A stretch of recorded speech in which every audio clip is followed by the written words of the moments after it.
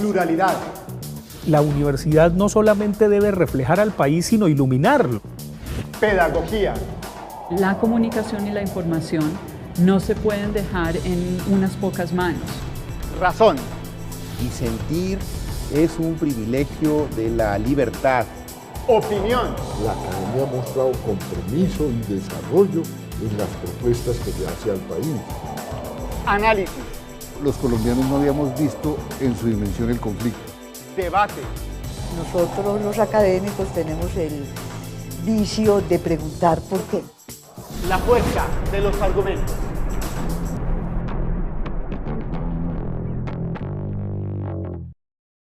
Bienvenidos a La Fuerza de los Argumentos, un programa de la Rectoría de la Universidad de Antioquia, en donde ponemos en consideración múltiples aspectos que corren a través de la universidad, de la ciudad y del país. Hoy vamos a hablar de un hecho coyuntural que normalmente está presente dentro de la universidad y que de alguna manera genera diferentes miradas. Para eso tenemos a los profesores Sara Fernández y Francisco Cortés.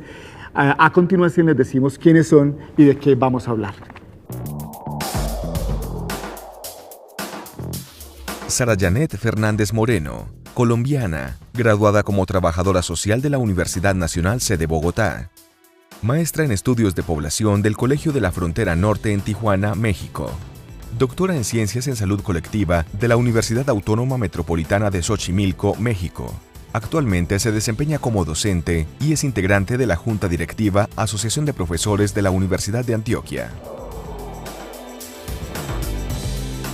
Francisco Cortés Rodas, colombiano, graduado como filósofo de la Universidad Nacional de Bogotá, doctor en Filosofía de la Universidad de Constanza en Alemania. Actualmente se desempeña como director del Instituto de Filosofía de la Universidad de Antioquia.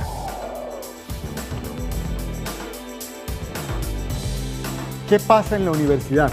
Ese es el tema que en este momento nos convoca aquí en La Fuerza de los Argumentos. Es una pregunta abierta, obviamente, pero circunstancialmente hoy tiene un valor importante, después de que diferentes conflictos de diferente naturaleza siempre cobijan a la institución. Para hablar sobre este tema tenemos a la profesora Sara Fernández, a quien le damos el agradecimiento por estar con nosotros, y al profesor Francisco Cortés. Yo quisiera comenzar con una pregunta que es un tanto compleja y desde siempre tendríamos que hacerla, y es: ¿el concepto de universidad, profesora Sara, es el mismo dentro de la institución y es posible que ese concepto genere los conflictos en los que normalmente estamos? Bueno, había que hablar de diferentes planos del concepto de la universidad. Y la universidad hoy en Colombia respecto a la universidad en América Latina y la universidad en el mundo. La universidad como concepto original, como universo de ideas, como universo de diferencias, como un lugar en el que convergen, no solo lugar, ¿no?, sino también espacio donde convergen ideas, pensamientos, saberes, conocimientos, artes, lenguajes, identidades, cobija un espectro muy amplio del universo de mundo que nos constituye como sociedad. Digamos que es un concepto que se puede idealizar en grado sumo a un punto de romanticismo como el espacio de la creación, de la inspiración, pero también de la concreción y de la obra. Universidad como institución ya se circunscribe a un orden estructural, y universidad como institución pública tiene un apellido hermoso porque lo hace una institución del Estado, es parte de la estructura del Estado. El Estado crea la universidad pública como su órgano de pensamiento, de saber y de conocimiento, desde el cual se inscriben muchísimas líneas de pensamiento, de conocimiento, de creación, de investigación, en la cual se hace una presencia que garantiza esas posibilidades de saber, conocer, crear para aportar a la sociedad. Doctor Francisco Cortés, dada, digamos, la multiplicidad de lugares, de espacios, de concepciones dentro de la universidad y muy especialmente la universidad pública, ¿cabe todo por ser la universidad como es, un universo? Sí, en la universidad en principio debe caber todo.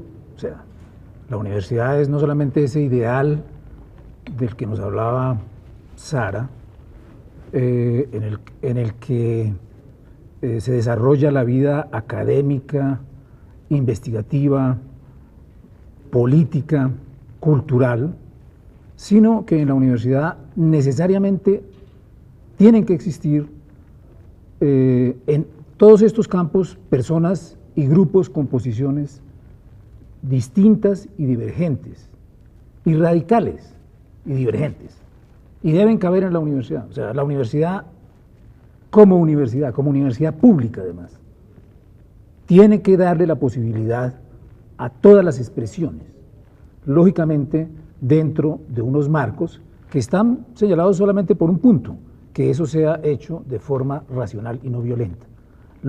Es decir, con esto quiero decir que en la universidad no deben caber las expresiones que tengan como prioridad el uso de la violencia para, mediante el uso de la violencia, limitar las otras expresiones que existen en la universidad. Entonces, pero para lo demás debe estar abierta la universidad. Pero entonces significa que ese concepto ya manido acerca de que la universidad es el reflejo de la sociedad, ¿realmente eso habría que entenderlo en una dimensión diferente? Por supuesto. Hay una pluralidad que hay que celebrar en la universidad, porque la universidad recrea vida social, vida política, vida cultural y vida científica. Se construyen y se forman permanentemente no solamente sujetos, personas, seres humanos, sino también ciudadanos con una acción y una responsabilidad. Por eso la universidad pública, que es a la que yo me restringo para referirme precisamente a ese brazo orgánico del Estado, es privilegiada en esa pluralidad. Mal haríamos en decir de forma lineal, este es un reflejo de la sociedad, porque la universidad tiene por oficio pensar a la sociedad, reflexionarla, estudiarla, aportarle, interpretarla, y por lo mismo la riqueza de su pluralidad recoge el espíritu, por supuesto, nacional, local y regional, pero se traduce en campos de saber, conocimiento, productos que son, digamos, culturales y sociales y propuestas que se devuelven a la sociedad, sin duda con un plus, que es el haber invertido tiempo, investigación, docencia, extensión en ellos para poder servir a la sociedad luego en su retorno. Pero no es esa una visión idealizada de la universidad. Lo digo porque normalmente cuando no se encuentran salidas a los conflictos que vive la universidad, por lo que dice la fuerza pública, los políticos, los estamentos universitarios, la misma sociedad a veces para tratar de evitar algún tipo de responsabilidad, es decir, que es que lo que pasa dentro de la universidad es simplemente el reflejo de lo que pasa afuera, y si lo de afuera no está resuelto, entonces hay dificultades también internas. ¿Qué piensa usted, profesor Cortés? No, yo también estoy de acuerdo en eso con la profesora Sara, en el sentido en que esa idea de que la universidad es reflejo de la sociedad es algo que se debe superar. O sea, eso no es real, y además eso ha servido para justificar una cantidad de intervenciones de lados y lados, ¿sí? De la ultraderecha y de la ultraizquierda. Entonces la universidad no es reflejo de la sociedad, ya por lo que decía Sara, o sea, la universidad en tanto académica, investigativa, científica, está más adelante de la universidad y debe proyectarse hacia más adelante y debe buscar que la sociedad se proyecte hacia el futuro. Indudablemente que hay problemas al interior de la universidad, pero los problemas que hay al interior de la universidad no se pueden explicar con eso. No se pueden explicar con eso. Incluso en este momento la sociedad colombiana va más allá que la universidad en el proceso de negociaciones, porque está mostrando que a través de las negociaciones y del diálogo es posible superar los conflictos.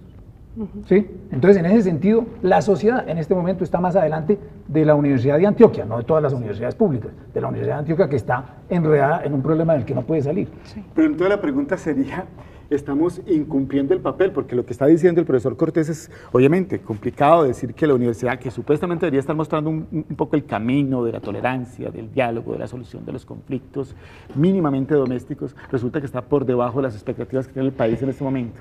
Hay que desaprender y hay que aprender también. Me parece que los estamentos universitarios deben apersonarse de una forma mucho más contundente. La base social de los estamentos, hablo en grueso, todo el profesorado, todo el personal no docente, todo el cuerpo directivo y administrativo tendría que moverse a la sazón de un objetivo, y creo que ahí pueden haber distanciamientos.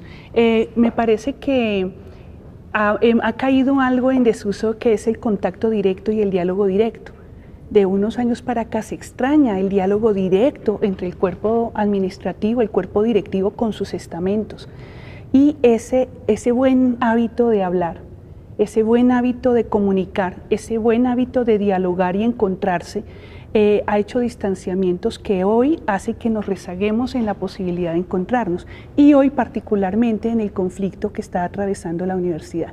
Conflicto atravesado por un paro estudiantil que ha sido cuestionado dentro del mismo estamento estudiantil, que toma medidas de hecho radicales que pueden darle un giro todavía a ese paro, y una base social universitaria inerme y algunas veces indiferente. Entonces, una cosa que podemos sentir muchos, y lo digo como integrante de la Junta Directiva de la asociación, es que hay que lamentar cosas, hay que lamentar que las bases sociales, el estamento en pleno, le ha faltado presencia, contundencia, voz y presencia masiva frente a un problema como este. Uno diría que la universidad, podríamos entender el espacio de la universidad, los lugares donde coinciden los diferentes estamentos o las comunidades, para ser, digamos, más exactos. Pero ¿es la universidad tomada como territorio en el sentido, pues, de lo que implica el territorio? Bueno, la universidad, lógicamente, en el campus está demarcada externamente por unas rejas que podría uno decir que eso es un territorio, y que en ciertas situaciones se vuelve un territorio de nadie, ¿sí? Pero es el lugar donde está la universidad, y eso no debería ser territorio de nadie nunca. Es territorio de la academia, de la universidad, de los estudiantes, ¿sí? Siempre debe ser el lugar de los estudiantes y de los profesores, por supuesto. Y el hecho de que algunas de las partes de ese territorio sean ocupadas por grupos con intereses en convertirlos en lugares para ejercer determinado tipo de prácticas, ya sea comerciales o ya sea de otro tipo, pues eso plantea el problema de que esos espacios ocupados por personas que tienen intereses no académicos, sino intereses que vienen de fuera de la universidad o que son de fuera de lo que es la universidad, pues determinan que ciertas partes del territorio terminen copadas por personas que no deberían estar en la universidad. Entonces la universidad no debe ser entendida en ningún momento como territorio, sino solamente de la academia, de la universidad misma, de la investigación, de los estudiantes, de los profesores, de la vida deportiva, etcétera. Pero no. La universidad debería estar abierta siempre. La biblioteca de la universidad debería ser de 24 horas. La actividad cultural debería ser de noche. Pero hemos visto, lamentablemente, cómo con el paso del tiempo ha caído en desuso el disfrute del espacio universitario para la creación, la lúdica, el debate, la deliberación, la conversación y el encuentro. Ya no hay ni sitios para sentarse, entre otras cosas porque conviven diferentes problemáticas que se han venido acumulando sin solución. Uno, la ocupación del espacio físico para intereses particulares, pero otro también, que es una realidad incuestionable, ese hacinamiento y el agotamiento de ese espacio físico, ese territorio que nos está quedando pequeños para la cantidad de población universitaria que estamos circulando diariamente en un campus que lleva 40 años de construido y que fue hecho para menos de la mitad de las personas que hoy lo ocupan. Entonces, el tiempo lastimosamente ha agudizado esos conflictos, ha agudizado ese problema y nos impide disfrutar plenamente y explayarnos plenamente como universitarios de la vida universitaria. Pero bueno, ahí tendría uno que meter base en la siguiente dirección. Se habla siempre de que la cobertura debe ser mayor, de ser mucho más, digamos, la posibilidad de ser más incluyente, de que haya más estudiantes, de que se hable. Es decir, no, pero simplemente es una sola cosa. Debe ser mayor, ya no contamos más. No, pero simplemente le estoy diciendo por lo siguiente. Sí. Básicamente es que normalmente se habla de mayor inclusión, de mayor acceso. Eso es otra cosa. Bueno, muy bien. Entonces, resulta que allí, acaba de decir el profesor Cortés, y para él va dirigida la pregunta, obviamente conviven múltiples ideas, personas, comunidades, pero está cooptada, lo dijo él, lo dice usted, por un grupo de personas que hace que ese hacinamiento sea todavía mayor. Es un problema de gobernabilidad, es un problema de orden público, es un problema de situación extrema de pobreza. ¿Le corresponde a la universidad resolver eso? Uno de los problemas que hay en este momento, en este conflicto que hay en la universidad, es el problema de lo que se denominan las ventas informales o ilegales, que llaman otros sectores. Y es porque ese problema tiene que ver con ese copamiento del espacio de la universidad por parte de personas con intereses privados, y como ha sido mostrado en algunos estudios en el Consejo Académico, pues eso responde lógicamente a la situación de pobreza de los estudiantes, pero también responde a el hecho de que hay grupos de personas que están manejando esos negocios de ventas y están contratando a los estudiantes en condiciones muy malas, etcétera, y están creando en la universidad un problema muy complicado. Claro que ese problema tiene que ver con la situación de pobreza, pero la universidad, a través de la Oficina de Bienestar, buscó, en primer lugar, una solución por medio de crear unos apoyos económicos para estudiantes que estuvieran en eso, y los llamó, pero las ventas siguen en la universidad. Entonces, bueno, sí, ese es un problema pues es un problema que está afectando a la universidad y que además se ha convertido en el núcleo del problema del conflicto que hay entre los representantes de la Asamblea de Estudiantes y las directivas de la universidad. Yo quisiera en este punto que fuéramos taxativos en separar dos conceptos que nos ayudarían a entender posiciones. Una cosa son las ventas ilegales y otra cosa son las ventas informales, porque ciertamente los estudios arrojan la calamitosa condición socioeconómica de estudiantes estrato 1, 2 y 3, que son muy buena parte del estudiantado de la Universidad de Antioquia, que pondría en riesgo incluso la permanencia en la universidad porque no tiene recursos económicos con que garantizarla. Una cosa es esa, y otra muy distinta es la venta ilegal. Nosotros, por lo menos en la Junta lo hemos discutido, no hay ni esto de posibilidades que ningún estamento universitario consienta con la ilegalidad. Y entonces ahí podemos ponernos en otro terreno, separados y llegados al acuerdo que la ilegalidad no cabe en la universidad, ni más faltaba. ¿Qué vamos a hacer con la informalidad? Entre otras cosas, porque hay un ejercicio que hizo el vicedecano de Ciencias Sociales y Humanas, preguntándole uno a uno a cada uno de los estudiantes que estuvieron cancelando semestre en el semestre 2012-2. Y en todos había argumentos de razones de limitaciones económicas y de problemas incluso de alimentación, es decir, de sobrevivencia diaria para poderse mantener en la universidad. Entonces, ciertamente hay un problema real y concreto al cual hay que darle salidas, muchas, y seguramente una sola puede no ser suficiente. Habrá que ocuparse seriamente de una salida que sea permanente en lo posible y que permita no solamente resolver el día de hoy con un cupo alimentario, sino resolver el día de hoy del cupo alimentario compensado con la permanencia en la universidad de un estudiante que no pierda su vocación de estudiante, que siga siendo estudiante, que mantenga un promedio académico, que lo acredite como tal y que termine su carrera, de tal manera que se rompa algo que salió en ese estudio que el profesor Cortés refiere, de que termine desviándose el objetivo de las personas dedicadas a las ventas en razón de las ventas y no de la academia. Bueno, yo quisiera terminar esta primera parte del programa haciendo una pequeña sinopsis en donde ya se advierte que el problema de las ventas ilegales e informales dentro de la universidad, guardando obviamente la diferencia que propone la profesora Sara Fernández, está en el meollo de un asunto que a uno le pareciera que no es estrictamente académico. Sin embargo, sobre ese tema hablaremos después del siguiente corte.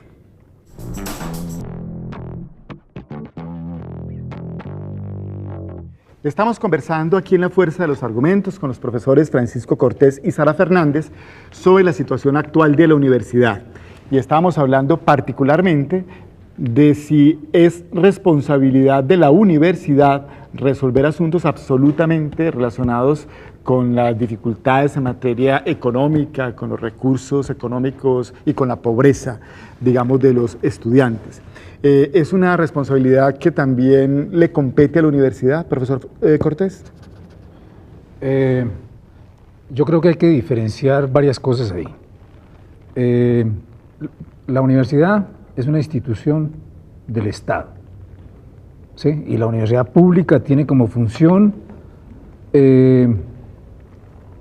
a través de la educación de los estudiantes, crear las condiciones para que los estudiantes que reúnan las condiciones para entrar a la universidad puedan realizar sus programas de pregrado y posgrado. En principio, la universidad no tiene, digamos, obligaciones desde el punto de vista de la realización de los otros derechos sociales, porque este es el derecho a la educación y es el derecho que los estudiantes que entran a la universidad podrán realizar en la medida en que desarrollen su vida académica.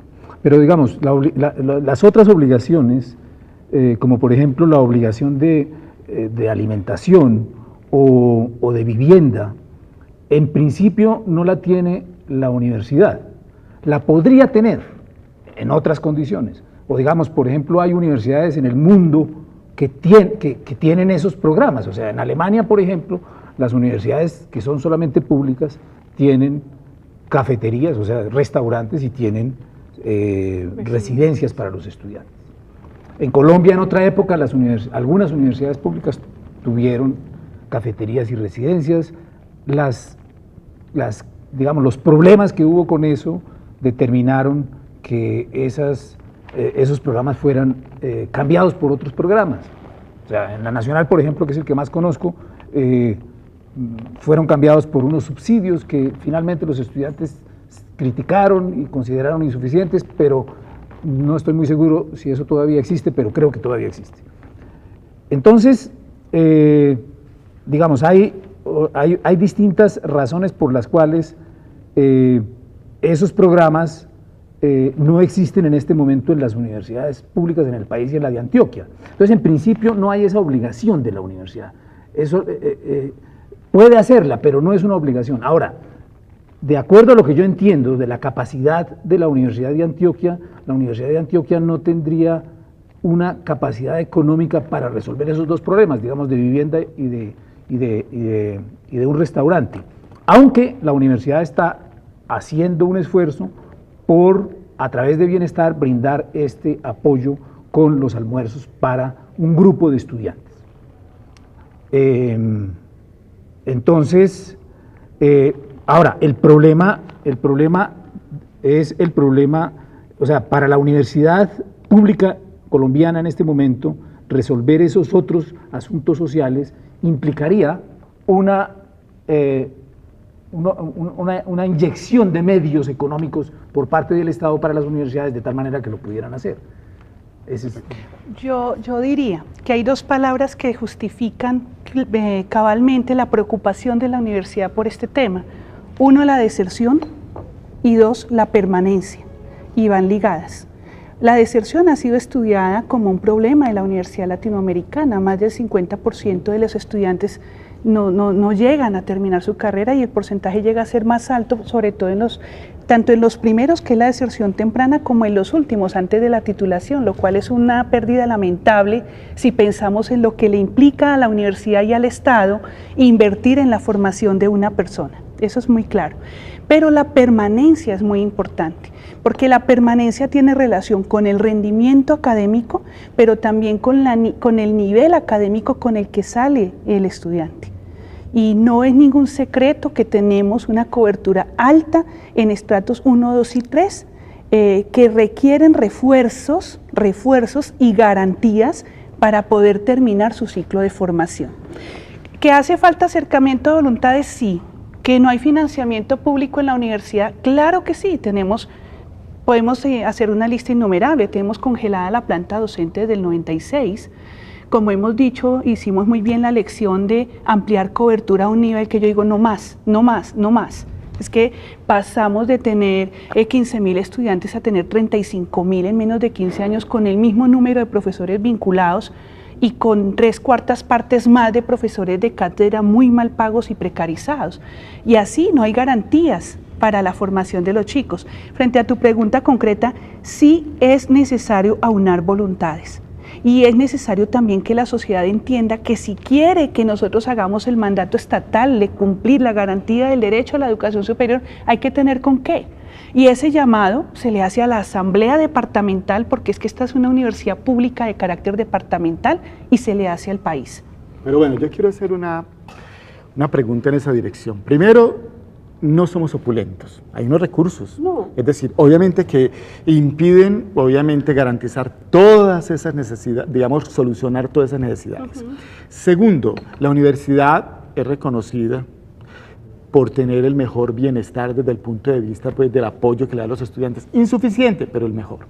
Tercero, 92%, ustedes lo decían, corresponden a los estratos 1, 2 y 3.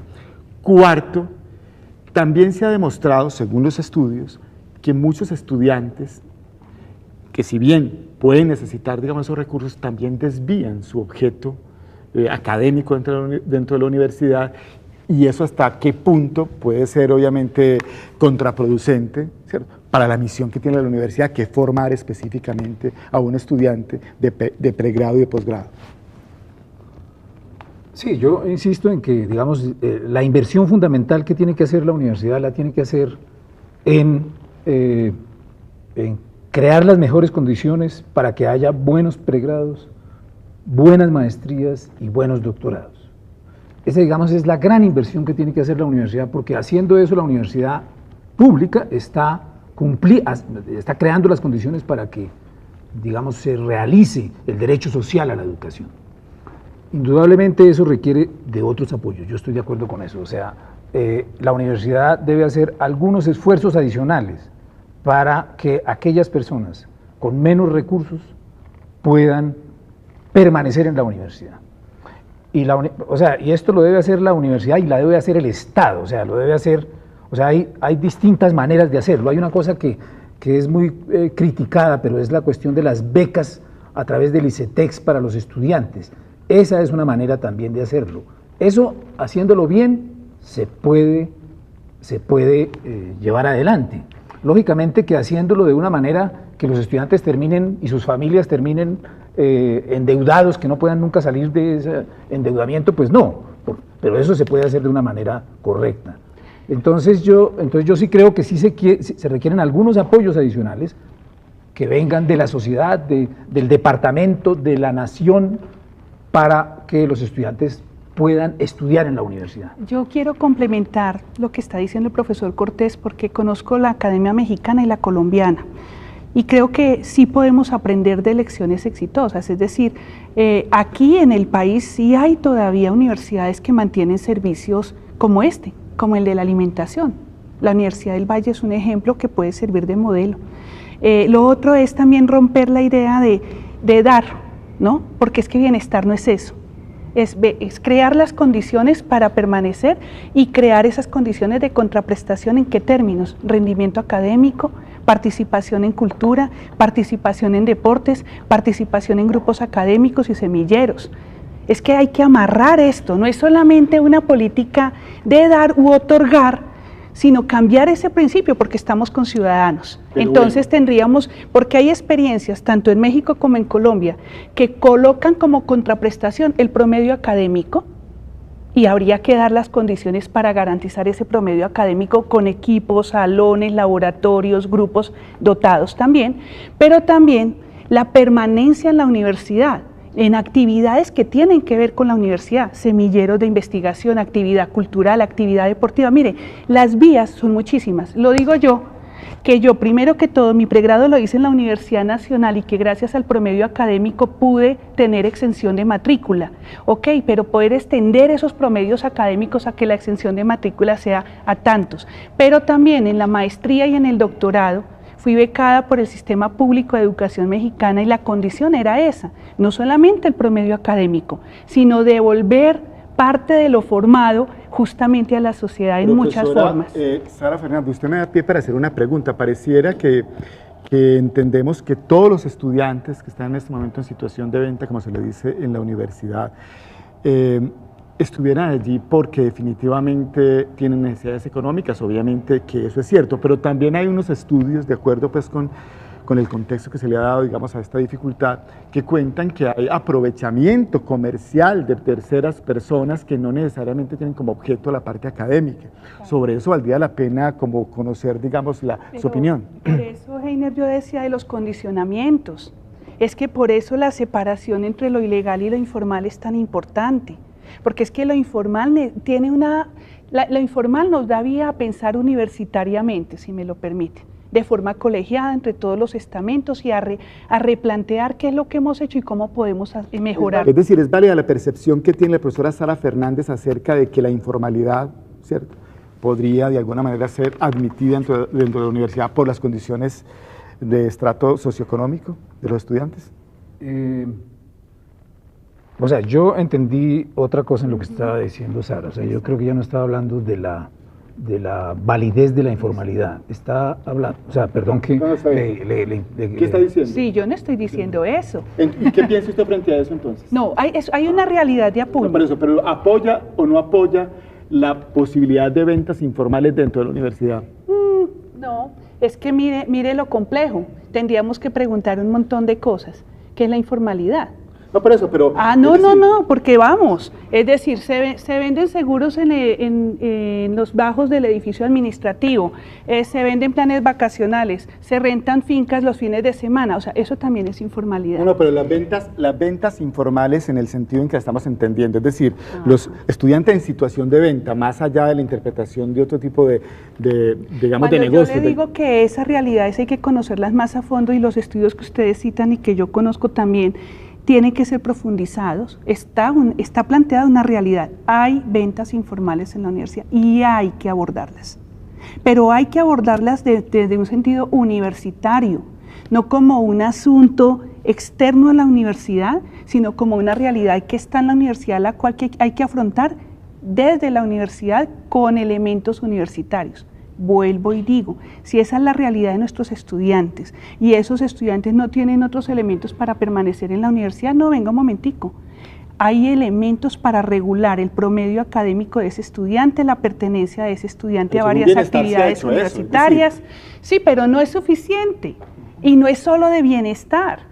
Hay muchas dependencias más. Porque yo pudiera ponerme en este momento la camiseta multiestamentaria y decir que lastimosamente el bienestar universitario está tan focalizado a los estudiantes que ha dejado rezagado el bienestar universitario de trabajadores, empleados y profesores. Bueno, al margen de lo entonces sí, ojo. O sea, yo sí pues, quiero defender el programa de bienestar universitario, porque me parece que es un programa que ha avanzado en eso. Sin duda. Indudablemente hay que hacer más. Exacto. Pero creo que hay otras cosas que estamos haciendo en la universidad.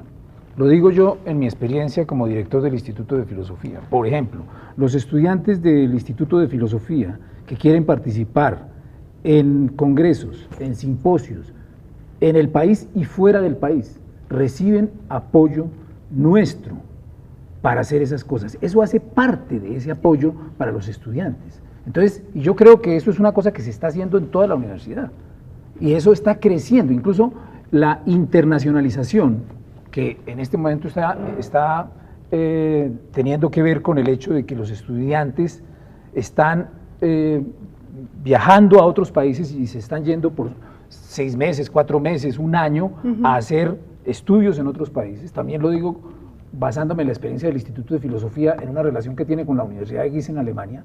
Hay 4 estudiantes que se han ido en los últimos años y ellos han tenido un apoyo económico de la universidad, primero de nosotros, del instituto, y luego de la Oficina de Relaciones Internacionales.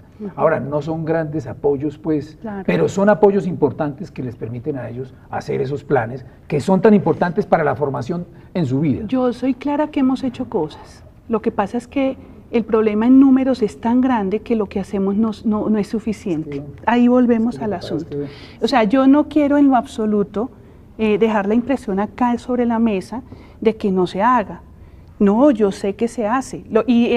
Digamos que dentro de lo peor posible, el salir con una buena calificación de bienestar universitario en no sé qué sistema me parece interesante, estimulante para que las personas a cargo de esa dependencia sigan adelante estimuladas, pero todos aquí sabemos que es claramente insuficiente para la necesidad real y concreta. Pero es responsabilidad de la universidad. Discúlpeme, lo que pasa es que yo quiero plantear esto en unos términos que vayan más allá, digamos, del diagnóstico, que está bien que lo entendemos desde las miradas, pero hay una realidad que cruza incluso un cese de actividades en donde los procesos para estudiantes en situación de venta y otros procesos que están caminando, más los estudiantes que tienen puestos de ventas informales e ilegales otros, que son cosas completamente diferentes pero que están relacionadas, están cruzados por una situación y eso de alguna manera habría que enfrentarlo, es decir, eso es discutible dentro de un movimiento estudiantil y es válido como, digamos, excusa para paralizar la universidad. Profesor Cortés. No, yo creo que eso no es una razón válida para paralizar la universidad. Creo que es un problema serio, grave, profundo, que merece mucha discusión, pero que no es una razón válida para paralizar la universidad, porque la alternativa de bienestar se enmarcó en lo que ya hemos dicho, y como medida disciplinaria o coactiva se diseñaron los procesos disciplinarios para las personas que estuvieran en ventas informales en la universidad. Entonces, ya hay unos procesos que se han iniciado y que son la razón del conflicto. Creo yo que no hay una comprensión suficiente del problema por parte de los estudiantes, porque tenemos que entender el sentido institucional de las medidas de bienestar y de las medidas de coacción, ¿sí?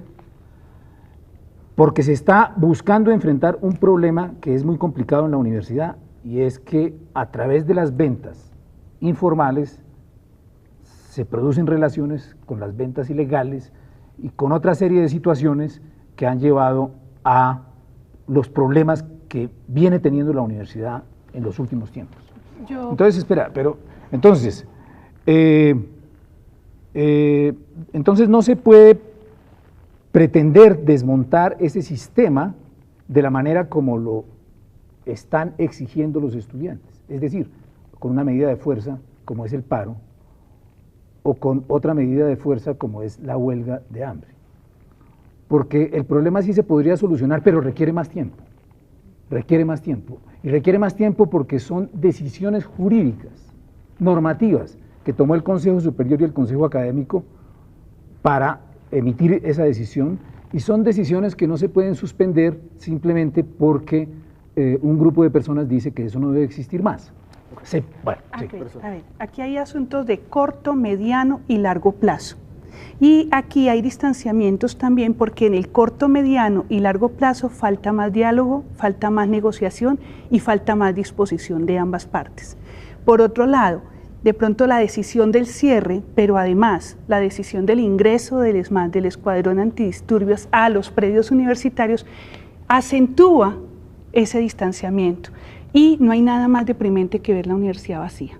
La razón de la universidad son los estudiantes. El estudiantado es la base sobre la cual se construye la universidad. Entonces, habría que mirar, primero que todo, nos faltan elementos de diálogo. Segundo que todo, nos faltan elementos de comprensión de lo que es de corto, mediano y largo plazo. Tercero que todo, no hemos agotado los recursos. Falta agotar muchos recursos y lastimosamente no nos estamos escuchando. Muy bien, el tema está planteado, vamos a ir a un corte para algunos anuncios y en el siguiente hablaremos de lo que significa el cogobierno dentro de la universidad. Ya volvemos.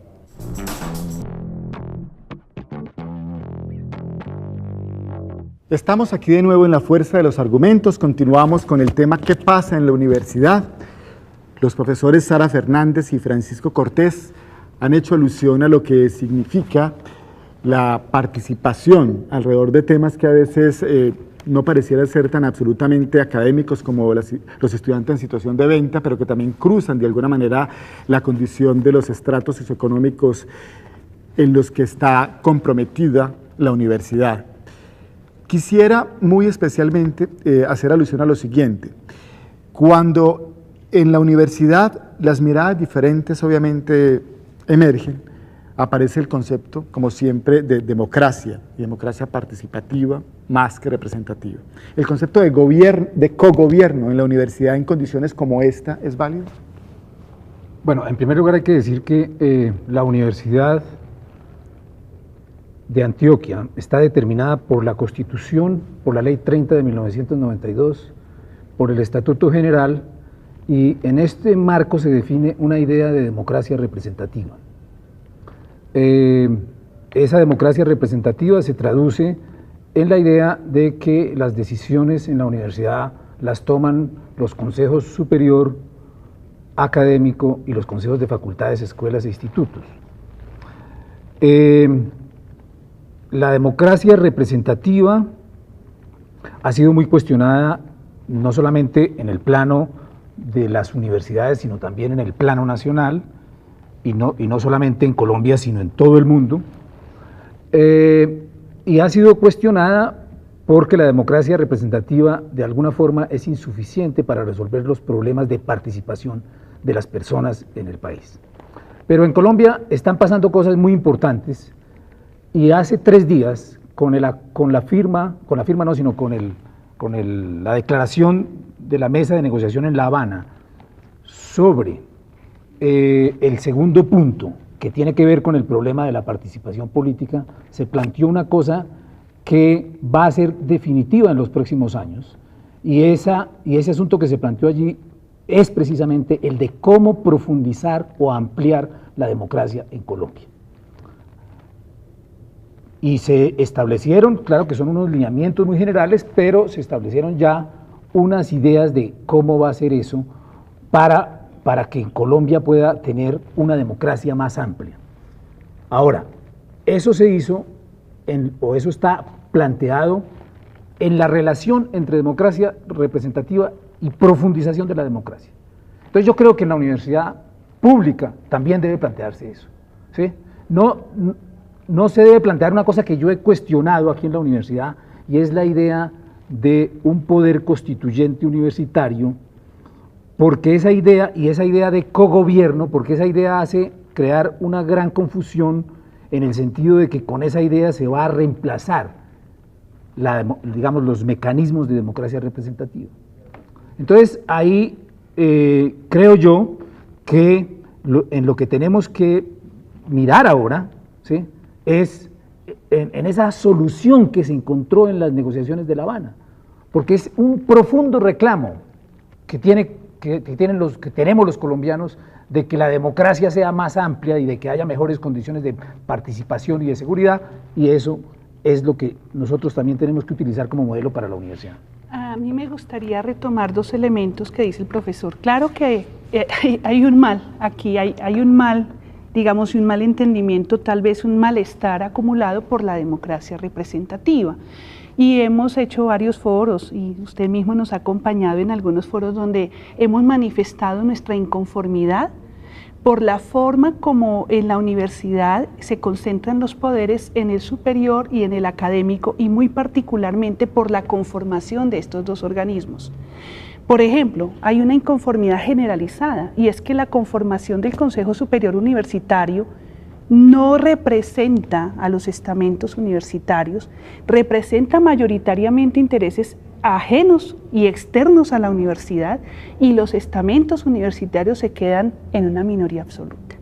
Entonces, en ese sentido, hay una ya larga discusión, yo diría histórica, sobre la inconformidad de los estamentos universitarios respecto a la conformación del superior y todas las funciones y poderes que éste tiene, y también frente al funcionamiento del académico, y particularmente en los últimos años en los cuales hemos detectado que ha habido una desatención sobre las potestades y facultades de los consejos de facultad, escuela, de institutos. porque hay una concentración de funciones y de poderes.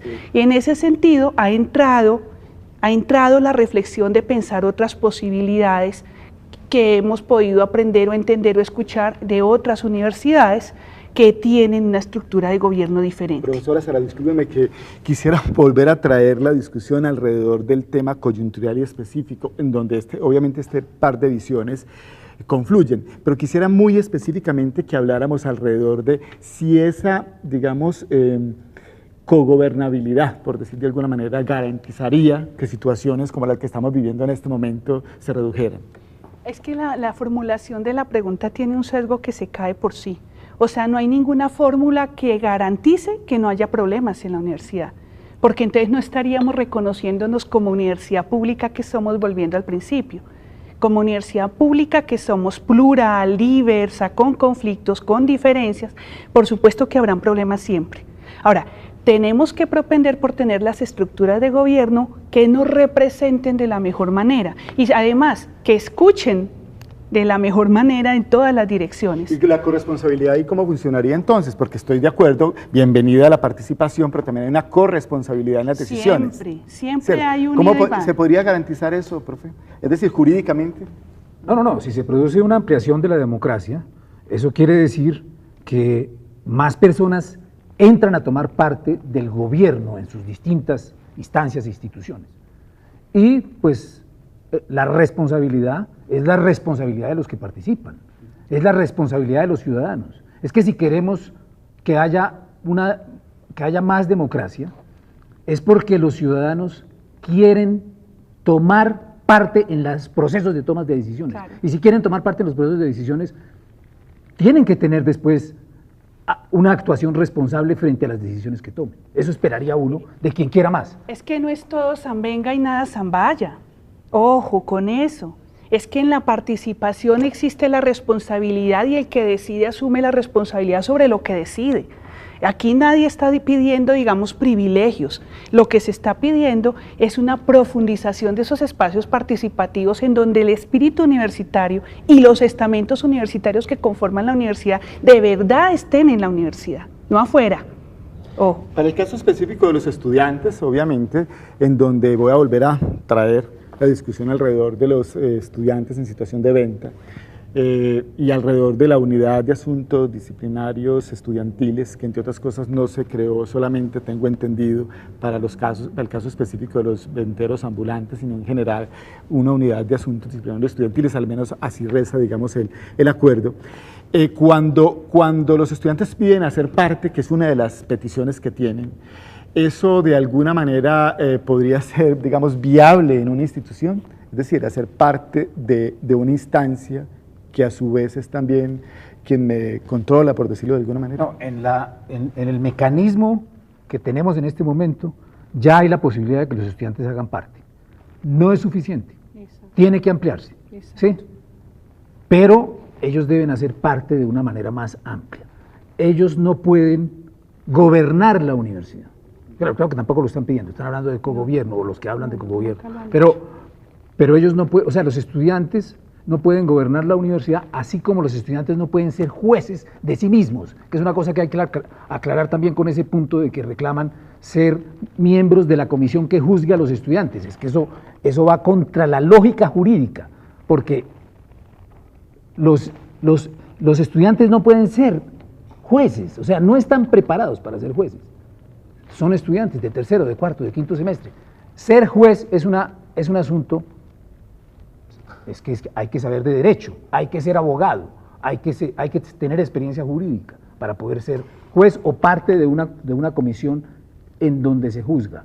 Los profesores dijeron que ellos no querían juzgar porque los profesores consideraron que ellos no tenían las competencias para juzgar. Y por eso, esa fue una de las razones para decir, vamos a crear una comisión con personas que puedan juzgar, o sea, que puedan ver procesos y dar una primera valoración de una situación.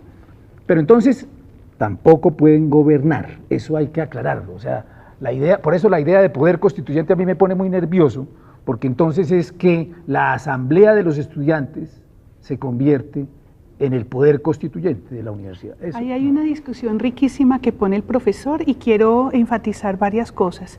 Hay un problema en la forma como se presentan, y es un problema acumulado por la falta de diálogo y comunicación efectiva y encuentro directo, que tiene que ver cuál es la historia de la unidad disciplinaria. O sea, porque vista así como una unidad ya actuando, ya decidiendo, claro, eso asusta. Dice, ¿y esta de dónde salió y a quién le preguntaron? A ver, miremos la historia de dónde salió. Que la gente informada y conociendo cambia la actitud. Porque todo en la universidad está previsto para plantearse con los estamentos y construirlo con los estamentos. Opinar al menos es un derecho clave.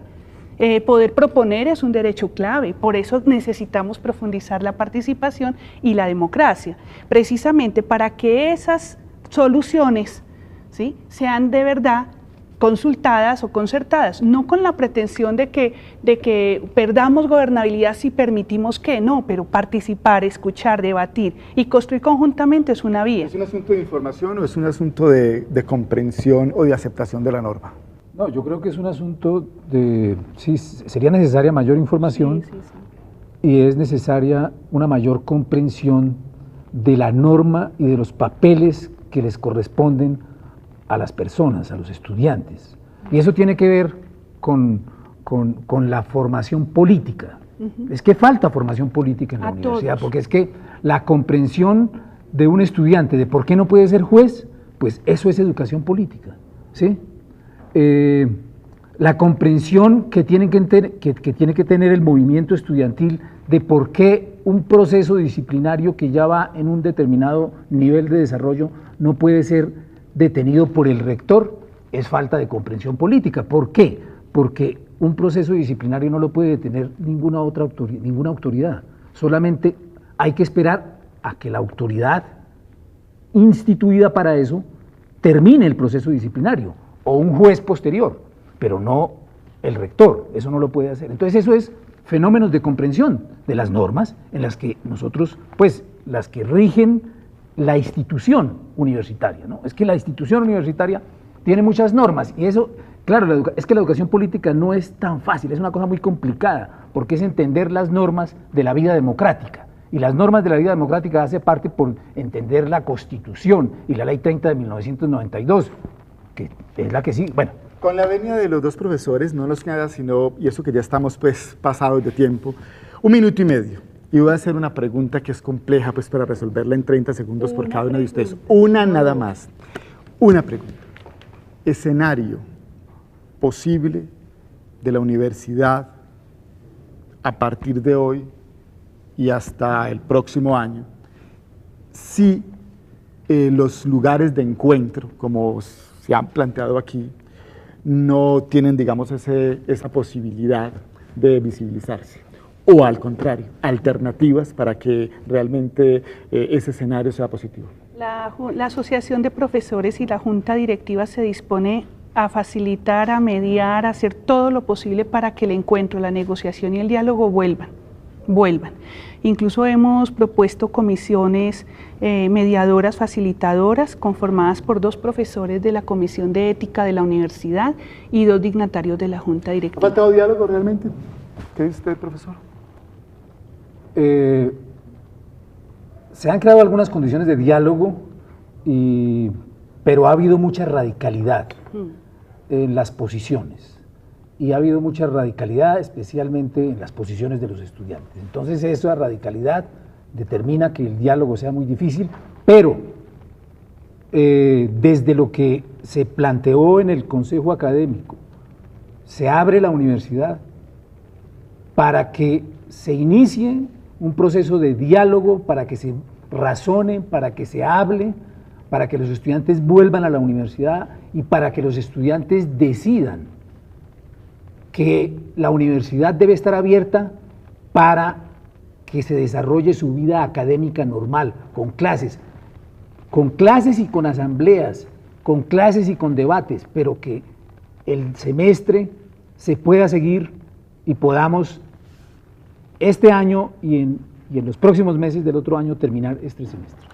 Bueno, yo creo que argumentos siempre son insuficientes, pero ha habido aquí una serie de visiones que ilustran lo que está pasando en la universidad, muy particularmente con esta coyuntura.